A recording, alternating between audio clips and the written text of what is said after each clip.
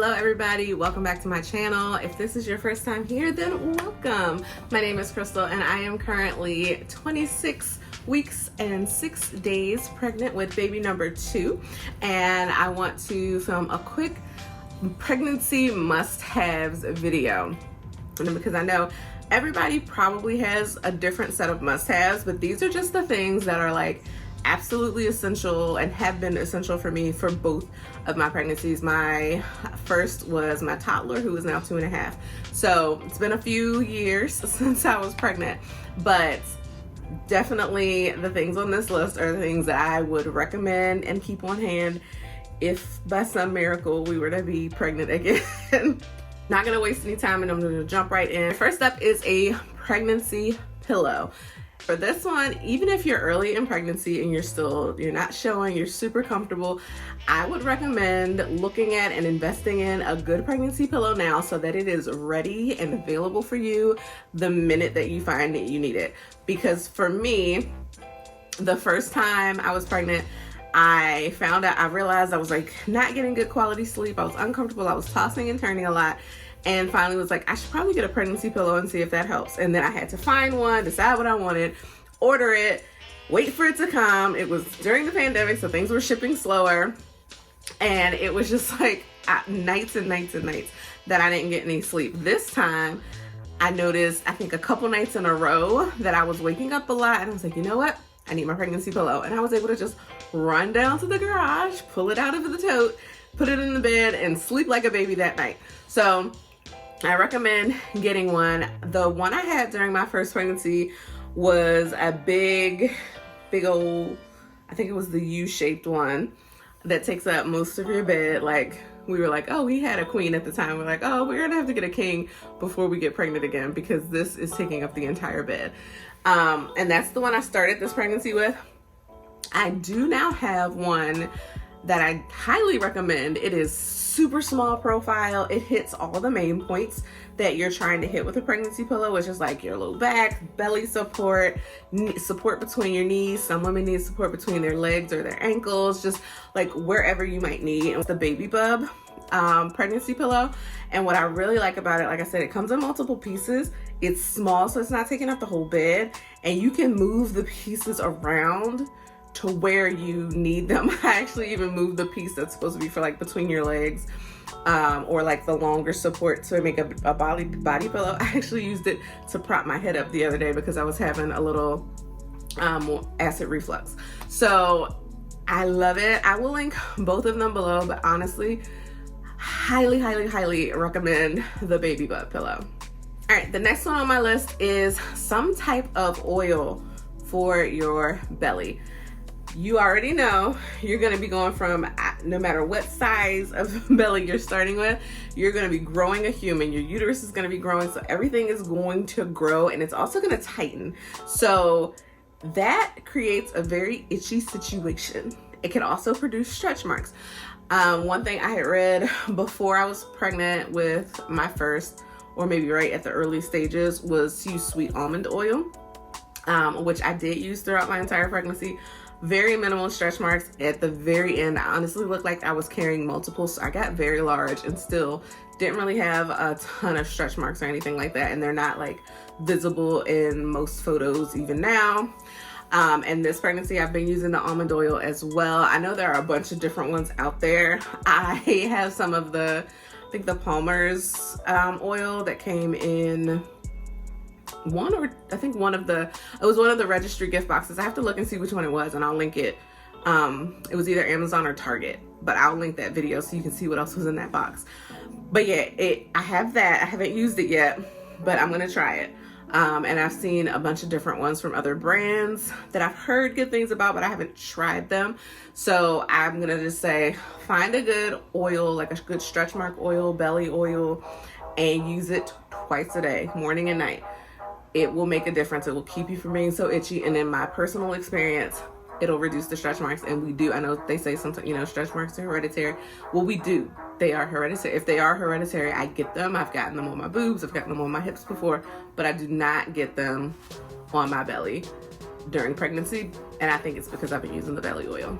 Okay, so this next one I don't honestly know if I've seen this on anybody's pregnancy must-have video before, but it is absolutely essential for me in my body, and that is a good pregnancy safe workout. You probably already cringed at me, and that's fine. And of course, all the disclaimers and things get cleared by your medical professional should cover all of them. But I know some people, everybody has different opinions on whether or not it's safe to work out while you're pregnant. I personally think not only is it safe, it's beneficial. I think you do need to find either a trainer that works with pregnant women or a program that has been designed specifically for pregnancy. I went with the program route. I actually was in a test group for a program that was coming out back in 2020. It's trimester specific, so all the moves are going to be safe throughout your trimester. There's a modifier, an intensifier. It is, honestly, it's an amazing program. It supports for a belly-only pregnancy, but in addition to like the vanity part, it really helped with pelvic floor dysfunction. I never had any issues with my pelvic floor. I have not peed in my pants or dribbled pee or anything like that ever. Like never ever. It really helped support my belly. It feel like it helped me postpartum to recover quicker. There is a postpartum portion as well once you're cleared to exercise after baby that you can do to re-strengthen those core muscles before you move on to another program. I honestly thought it was amazing. I have been doing each trimester for like a month at the beginning of the trimester. This time around, I have been working out since I was pregnant with my toddler. So I felt comfortable doing just a month of the program at the beginning of each trimester and then moving on to a different program in the virtual gym that I do, because I felt like I gained enough knowledge from that program, the pregnancy one, to know what was safe and what was not, where I could modify. Like, I'm not going on the ground to do core work. I'm not doing certain things because I already knew from doing a month of the pre and postnatal program what I was safe to do. So I have that linked below. It's actually linked in all of my pregnancy videos because it helps me. If I don't work out, I feel like trash. Like, my body hurts, everything hurts. I know people talk about going to a chiropractor, pregnancy massage, all of that. I think those are great things, but this was the most time effective and budget effective option for me, and it works. So I have found that I don't need those things. I don't have the pregnancy complaints and all of that. I don't feel bad. I'm not like, oh, this baby has to get out of me, or I hate being pregnant. Any of that. I love being pregnant. I feel good. If I don't have a bad day, it's a day I didn't work out. So I would just say, from my own personal experience, that a good pregnancy safe workout is a pregnancy must-have. Okay, so I'm going to combine the next two because they're both clothing related. The first is good bras. And what you're going to probably find, if you are not already experiencing it, underwire is not your friend. Lace and all of those things, not your friend. From my own personal experience, the lace and stuff, it gets itchy. Your boobs are changing. They're preparing for lactation. They can be sensitive. I do put the almond oil on my breasts as well because they can get itchy because they're starting to grow. It just is not super comfortable to have all of those nice lifting and pretty things. There are nice pretty pregnancy bras, or like pregnancy bras or nursing bras out there that you can find. I just personally don't care. So I have gotten nursing bras and worn nursing bras throughout both of my pregnancies exclusively. And you can get the ones that have a shaped cup where you can like clip it and pull it down. And then there's also some that are more sports bra type, the ones you just pull to the side. There's a bunch of different ones out there. I would recommend trying out a couple different styles before you like stock up. But I started with a good, nice, supportive nursing bra early in my first pregnancy, and that is all I wore. And I wore those throughout my breastfeeding journey, And again, once I found out I was expecting this time. The other clothing related item is comfy clothes. I know that sounds like a no-brainer, but it's not just comfy clothes. It is comfy clothes that you personally feel good in. And what I mean by that is an oversized t-shirt and some sweatpants are definitely comfortable, right? But for me, I don't necessarily feel comfortable in that because I'm not a petite woman. And so when I'm dressed in things that are just like oversized and baggy, honestly, I feel like it just makes me look big. And so I'm not comfortable in those things. I need something that clearly shows that it's the bump that is making my clothes stick out and be bigger. Personally, like, I feel better in a maternity shirt or in a top that is clearly showing that I am expecting. This time around, like I said, I have been working out since I was pregnant with my first. I have been focused on nutrition and doing all of those things. So I feel like I started off in a better place as far as my physique when I got pregnant this time. And so I've been able to wear more of my regular clothes than I was my first pregnancy. But I still love the way a maternity shirt or dress just shapes around that bump and hugs it in and makes it so flattering.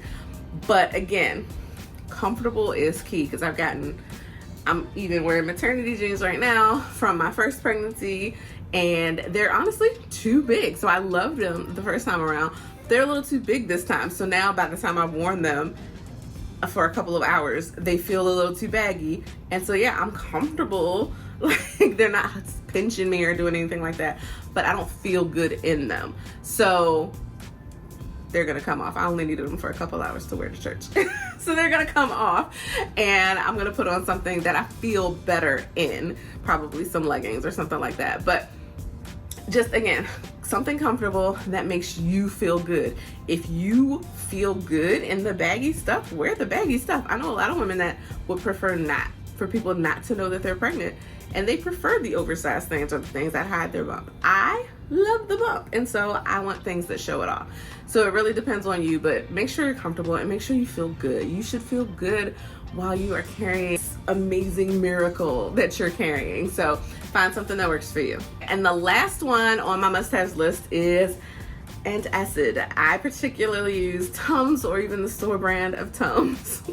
And I keep them on hand in the kitchen as well as on the nightstand, because you just really can't predict what is going to give you heartburn, indigestion, or anything like that, because it's honestly just, it's the baby. It's not necessarily the foods that you're eating. Like, I can eat something this week and be perfectly fine. I can have the exact same day of eating next week and have heartburn like crazy all day. So it's just good to have those things around. And I'm adding this one as I'm talking because I didn't think of it before. But also, I would recommend some Senecot or something like that. I'm trying to remember if Senna is considered a natural laxative. I did ask my doctor about it before. They actually recommended it before, and I confirmed this pregnancy. I think it's like a natural laxative, but it works more like a stool softener. You know, there's a human growing in there and pushing your intestines, all your other organs all over the place. And I think there's also just like hormonal things and digestive things. There's a lot going on in your body. Think about what's happening. It's a science experiment in there.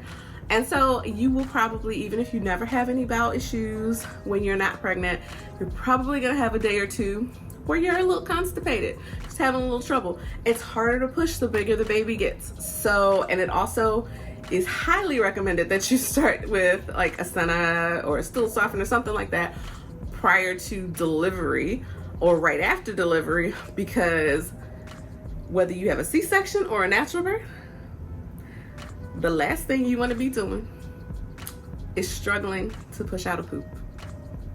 It's gonna hurt.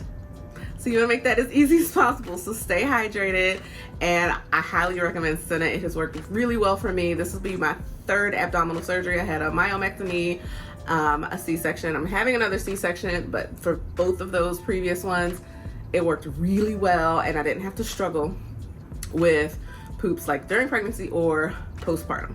All right, it's an interesting note to end on. Now, you may have noticed that I did not address anything that is for morning sickness, and that is because I already made a video a while back about my top 5 tips for morning sickness. So any products that I think would help with that are in that video. I will pop it in here and link it down in the description box.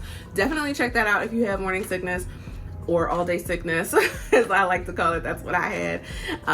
And that'll have all of those things in there for you, all of my tips, not just products, but also things that you can do to help with that. So I hope you found this video helpful.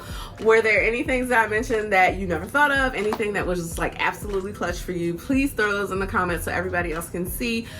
It's all about sharing and caring here, right? So share those things in the comments, and if you found this video helpful, please give it a thumbs up. It helps me know that this is the kind of content that you're interested in, and also it helps other mamas who might need it be able to find it.